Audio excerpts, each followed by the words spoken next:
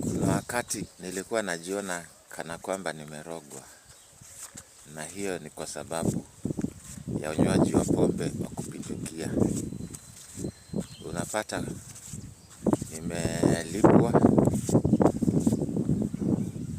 nina school fees nafaa kulipa, niko na rent nafaa kulipa, kwanza niko na balance.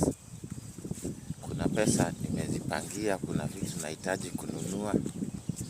Ninajua hayo mambo yote na nimebudget nitafanya hivyo. Nimeambia watoto wangu nitawanunulia nguo. Nimeambia mama nitafanyia 1, 2, 3. Lakini pombe inasema hapana, hiyo haiwezekani, itabidi unikunywe kwanza. Nayo pombe ikishaniambia itabidi niikunywe, inakuwa ni aje? Nitajipeleka kwa bar na nitakunywa pombe.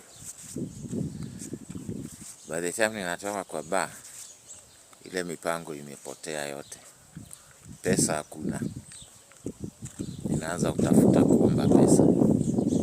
Ninaingia kwa madeni. Mipango yangu yote inaharibika. Ninajilaumu. Ninashangaa kwani kunaendaje. Nao kuna watu walikuwa wanajua kunichocha. Wananiambia wewe, lazima hii ni kurogwa. Mtu hawezi kuwa hivyo. Niliamini hivyo.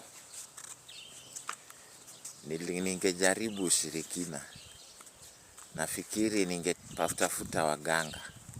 Lakini sijui ningewapata wapi. Kwa siku ya leo, sinywi pombe. Situmii madawa ya kulevya.